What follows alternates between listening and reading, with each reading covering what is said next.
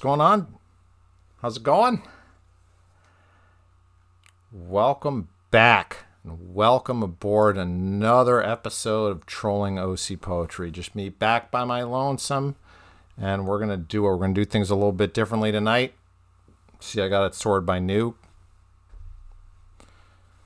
And we're going to cowboy up a little bit. Do a little bit of good, the bad, the ugly here. See if we can find anything good. You know what I'm talking about, Reddit. Come on, you're going to lay it on me here. Give me something I can really chew on. Give me some of that good stuff. All right, let's get into it. Let's talk about it. All right. Let's see if it's too long. It's a little long, and it looks like it's going to be about loneliness. So I'm just going to read a little bit, and we'll see if it's any good. You, on the bus with my crippling loneliness. All those clouds are swollen with rain, and you reach me in the seat after you, lazy and sluggish in the evening's light. We're all going through all that green. You should be quiet if you can't be nice. All right, I'm lost. I'd love you better than the God above does, more or less grounded and not as rational, just to truly touch and see you without an agenda to. All right, I'm lost. Didn't really situate me. I'm on the bus, and maybe you saw someone else on the bus. The seat after you, I don't know. The lazy and sluggish in the evening's light was great. So keep working on that. Liberation at 60. Oh, I have some older a search for you. We know a search for you. We've seen a search for you. Okay. Did I like a search for you? I think I did. I think we've seen some good a search from you stuff. Brother protector of the glorious socialist revolution, Muammar Gaddafi worked to establish a Pan-African conference to promote unity across the continent and move toward a European Union-like environment of coordination and rulemaking. Woo-wee! Wow. Okay, that's pretty chewy. Kind of was a lot of work there. So far, only 11 of the 54 participating nations have voted to give the ruling body any party. Okay. You know, I'm not sure what you're up to, a search, but not my bag. No, it's not really lyric. This won't fit in my skull. With these words, I will make lemonade out of landmines, take a fighter jet to space, and drag a 747 across the ocean floor. Oh, yeah. I dig you. That's a great proposition, a great way to open a poem. You're going to make lemonade out of landmines. Only poems can do that, right? So you got my buy-in.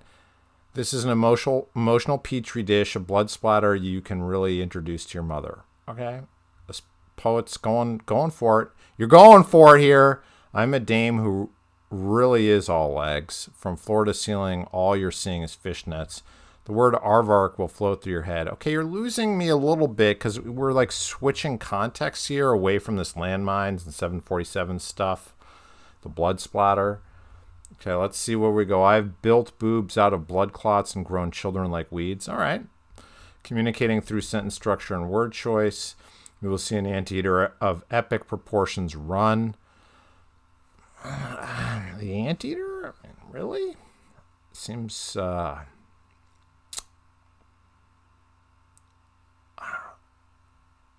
too kind of cartoon, maybe, but cut your brain from your vocal cords. You'll get a beat to rest, then it will take a lot of vomiting to get here. Well, I got here, and I don't know. Great start. As you wish. DG writes. Okay, I know of DG writes. Know of. Doesn't mean I know. Unrequited love is farthest I've been to close. So we got all this kind of stuff here. So guys, just so you know where I stand on this stuff, I'm really kind of more about the ear than the eye. I think the eye when everything's working with the ear, you can get a little bit, like another 2% out of the eye. But if you rely on the eye too much in your poems, it doesn't really do it for me. So there's just not enough. I mean, this is trying to be like an epigram type length, but has a really, really a lot of lines. So what is that going to be? Like, how are you going to put that on the headstone? The too close is almost like a signature. Too close. That's how I have to read it. So maybe DG Writes is playing around with some different concepts, and that's cool. I respect that.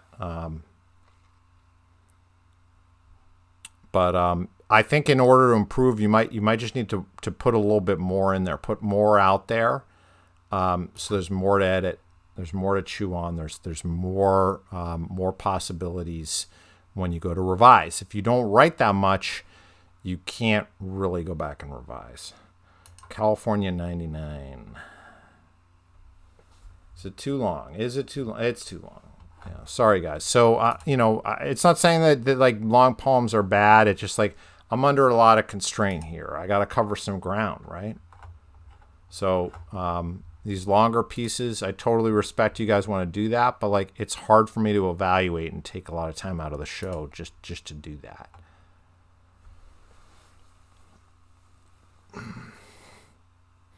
What makes you so special? What makes you so special? They asked me with a question mark. Well, of course they asked you with a question mark. You wrote a question mark. You might not count me when you're looking at the stars like a floating cloud on heat summer wave, like a train passing in screeching tunnel with no graffiti, but lick a vanishing puddle from a silver pavement from silver memory. I will return. Okay, not bad, Raiden bro. Yeah, some moments. I mean, I don't think you need... Oh, they asked me without a question mark. Okay. What makes you special? They asked me without a question mark. What makes you special? Period, then? You didn't write that. Oh. Okay. You may not count me when you were looking at the stars. Okay, well, maybe you're not a star yet, my dude. Or my person. Like a floating cloud on heat summer wave.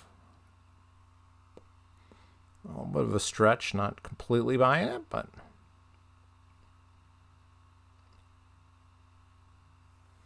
Still, I mean, I like the short lines. I mean, they're short, punchy lines. I mean, some of these lines are ending pretty well with things. Stars, cloud, wave, passing. Change it up to a verb, tunnel. Vanishing. Yeah. One of the better. I would put this in the good category. Gray.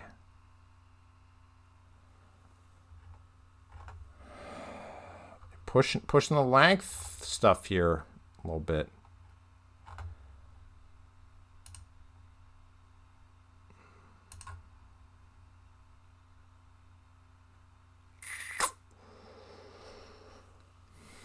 Winter Knot. Seconds before son's death, period.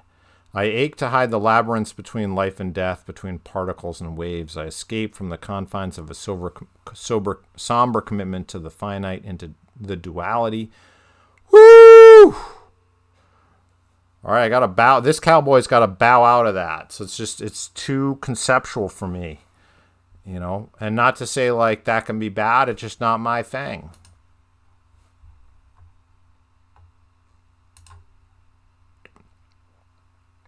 Might be great. It's just not what I'm about. Not what I'm looking for. So I'll call that the ugly.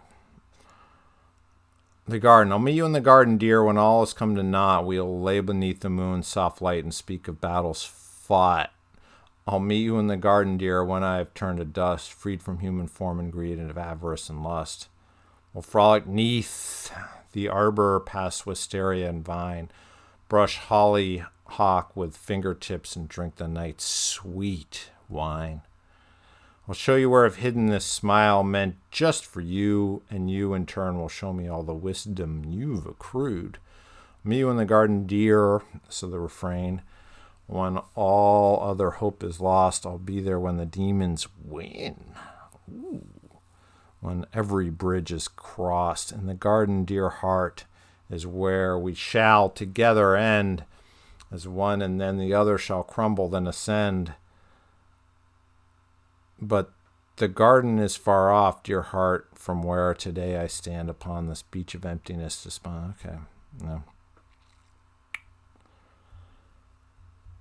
So, I like formal poems, and I think there's some good craft going on here. The iambic line is pretty strong. I mean, I think that some of these couplets are hard, folks. I mean, I think quatrains generally give you a little bit more flexibility than going for the strict couplets.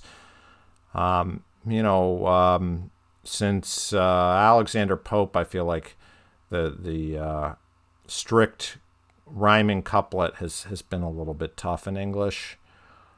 I don't know. Certainly, it's tough to do. So hats off there, Slayer, for pulling that off. I think it is technically difficult to do. But yeah. Oh, just not super interesting. Aurora Borealis.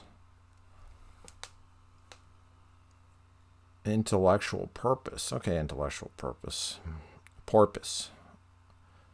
Tots dive under beds during fires. It happens like intergalactic rainbows. Inconsequential, the bored scrolling tundras over hell reflect heaven as usual. Celestial bodies tempt heroes with visions of combustion. New beginning, the only way.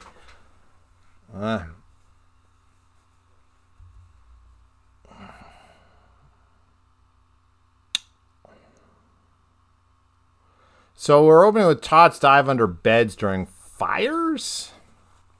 I thought they do that during thunderstorms. They do that when they're frightened. I guess they could. So maybe fire people would know that tots actually do go under beds during fires. It happens like intergalactic rainbows. Now I'm totally lost. It happens like intergalactic rainbows. So I don't know what an intergalactic rainbow is. I can't imagine that. I don't know what that is. Inconsequential, the board scrolling. So now it's like a meta thing about Reddit. Tundras over hell reflect heaven as usual. Tundras? Tundras are like alpine landscapes or, frozen tundra. I don't know. As usual? Why say as usual? There's nothing usual about this poem. Kind of a mess. Taxi Trips, a poem from my recently published book. Let me guess, your book was self-published. But we'll find out. You live a halcyon life in the front seat, wheel turning in one hand and cigarette dissipating in the other. You drop ash on your uniform the way you drop passengers to their stop. You never want to stop, so you start the engine, and just like you, it coughs out smoke. You drive your taxi down roads, and you mind up walls, watching the red line tip into triple digits as your view splits into double vision. Okay. It's kind of jazzy. I mean, halcyon, though? Halcyon life in the front seat? I don't know. Why is it a halcyon life?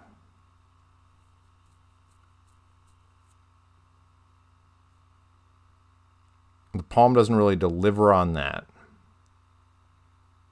Halcyon days are like those, great glory days. I'm not really sure what we're getting besides this portrait of a cab driver. I don't know. I mean, some of the rhythm is interesting. Ode to the Children of the 90s.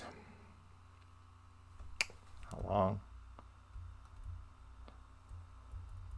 Let's look at a couple couplets here. Sitting outside by the pool, the two of us singing Beautiful Fools. What's this? Guilty Pleasures. Playlist. Songs from an era I forgot to miss. The boys who played in the backstreet. OCPoetry talks a lot about pop music, and okay. Not really my thing. I want to be the one you call. I want to be the one you call when no one else picks up. Be the one who beats them all but rarely makes the cut.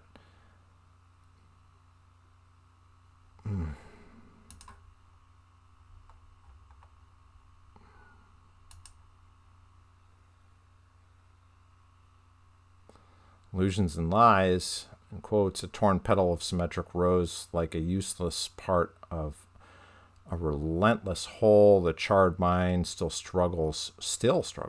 Why is it still struggling? With no control of thoughts that I own. / All I can see are hallucinations, no reality, just gloomy illusions.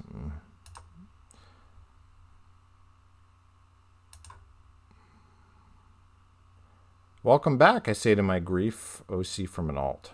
Welcome back, I say to my grief, for you are the light that casts long shadows as pure as dusk. / Crash like long rolling thunder, I say to my grief, for you are the sound of ecstasy sailing away. / Belong with my wishes, I say to my grief, for you have lit each shimmering star from here to Jerusalem. Well, I like that. You've lit each shimmering star from here to Jerusalem. What is this grief? Is this talking about grief? Jerusalem, obviously. Is a religious grief. As pure as dusk. Why is dusk pure? I'm not sure. I mean, I guess I buy it. It's kind of interesting. Crash like rolling thunder, I say to my grief. Not bad. Not bad. I mean, I think it's suggestive of a kind of religious grief or religious passion. The poem could kind of bear that out. And if it's a romantic passion, it needs to become specific. Why, is the beloved being compared to, or the longing for the beloved being compared to the longing for Jesus Christ, or whatever. It's not quite completely congealed together for me, but hats off. This is good. This poem is about nothing. Oh, it's a search for you again. Hi, a search for you again. When I first pitched this idea to my brain, it was quickly rejected. Well, careful. Let's gotta listen to your brain. There's no drama left in our relationship. There's no ambiguity. Why would you pitch this idea to your brain and then switch to relationship? Confusing me. There's no ambiguity. There's nothing hanging in the balance. It's just you and I alone, comfortable, relaxed, wearing frumpy clothes, talking for hours. I work remotely, and you read a book on the couch nearby. We make love tonight, or we might not. That sounds like ambiguity to me. I'm honestly not that worried about it. I just enjoy taking you for granted. Love how you make my nothings into something worth cherishing. So I think there is a lot of ambiguity in this poem, whether to write it in the first place, whether it's worth writing it, whether, these first two lines, sometimes maybe the poet's just trying to get into the poem, trying to get in gear. When I first pitched this idea to my brain, it was quickly rejected. Maybe you could discard those lines, or maybe not. Maybe you could start with, there's no drama left in our relationship. There's no ambiguity. Although I think this really is a poem about ambiguity, of not completely knowing. I think that could be heightened and attenuated so that you can really earn that ending into something worth cherishing. So at the end, the speaker of the poem really does feel like, hey, this is something I really do believe in, or seems to suggest that. I mean, it does seem to want to convince, the speaker wants to convince themselves of that. This is good. It's good. Has that really long line. It's just you and I alone, comfortable, relaxed, wearing frumpy clothes. Maybe that could be tuned up. Maybe that could be a little sharper. Good. Very strong. Isle of Beast, Isle of Man. I don't know. Ravenous winged beast, specters in the horizon. Life, death is all around me. From a perch they observe depths, talons black as night. From a great... I don't know. Maybe just not in the mood. That's how it is with poetry. Some stuff gets you, some doesn't. I don't know. Wind blows the same. Wind blows the same for me, for you, for the wretched man it carries through to one tsunami from the ocean of dismay. Too melodramatic. Ocean of dismay. When life got cruel and oppressive.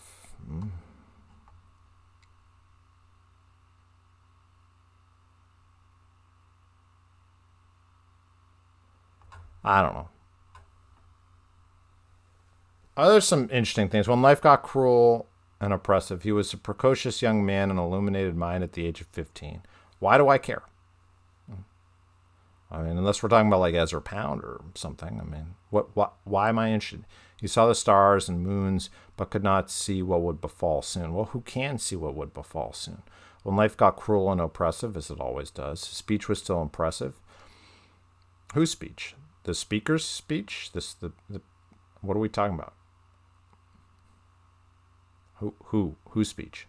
The person speaking right now? Because I'm not super impressed. And that switches to I. From his speech was impressive to I. Why am I down among the muck? Who's I? So far from where I wanted to be. Okay, well, life's tough, right? I've seen the light. Oh, really? Oh, well, this is a conversion poem. And I know I am free. Conventions cannot bound me. Okay. Well, conventions cannot bound you, but they seem to be keeping you down all the same. At least learn the conventions before you overthrow them. Lonesome. Take a glance. Is it too long? Might be a little long. Also the title. Okay, in Afghan Fields. Come on, this has got to be good. Got to be good, right? It's going to be good. Let's see. In Afghan Fields, the poppies blow between the checkpoints row on row, marked with our living and our dead who stop our friends who stop the Reds for 4 decades past. It's time to go. We are the dead. Short days ago, we lived, felt dawn, saw sunset glow, loved and we were loved. Now we lie, and Afghan poppies grow. It's a little derivative of some war poetry, for sure. But, it's not necessarily bad. Look not for us in Afghan hills, but find us by the crumbling mills, the rusting belt of factory towns. The mines and plants are crumbling down, a little overstated, shipped off to where the wages low, and left behind the broken frames we once were men, we had names. It's been said before. We shuffled in a stack of pain. Okay, so I think there's, very derivative, but some strong writing there. So,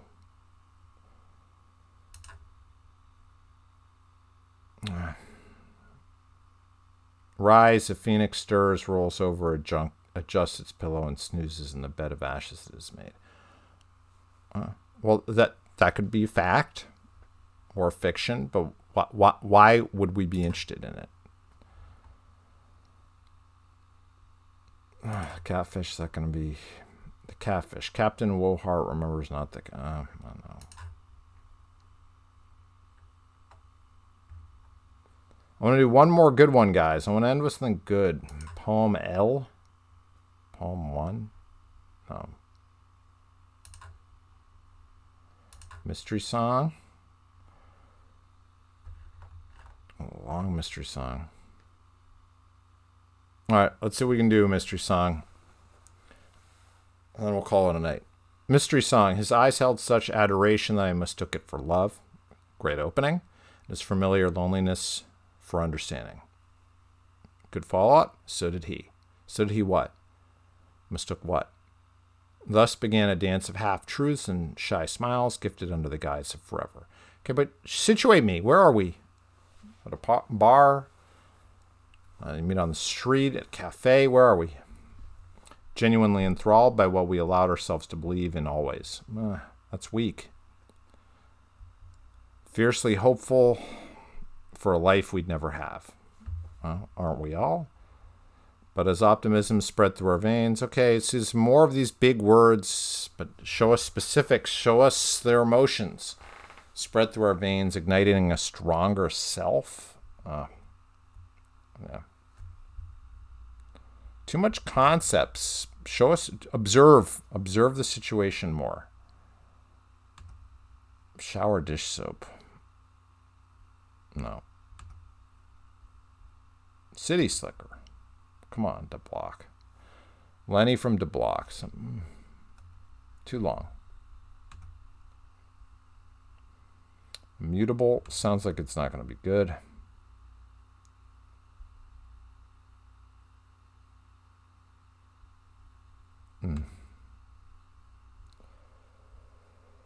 Dot, dot, dot, dot, dot. Sounds like it's not going to be good. To be determined. You guys got to name your poem something punchy. Okay? Love. It got a bear, though. So I'm like, well, I should read about a bear. Tap off the tip of the tuff and a buzz off the teeth. Great. Very good. Solid line. A faint breath exhaled into the world. A grain of sand into the black and cold cosmos. Great. Yet it remains the center of the universe. War, peace, death, it remains the center. Blah, blah, blah. Such a small thing. Blah, blah, blah. Never is it laid dormant. We lie awake with it at night. We die with it in our eyes. We grasp onto it with clasped hands, begging, hoping, and believing. Diluted.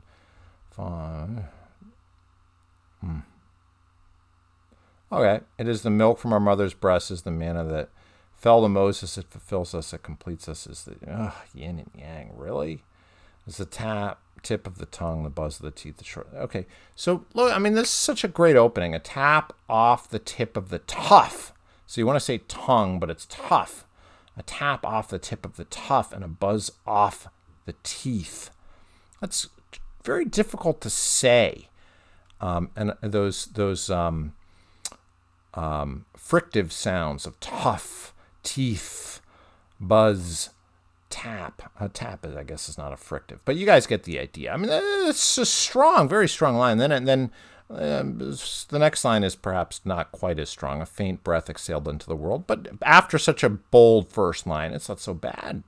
And then the third line, a grain of sand into the black and cold cosmos. Really intriguing the reader. The reader is definitely intrigued at this point. So very, very ridiculously strong opening from Caesar Stalin here.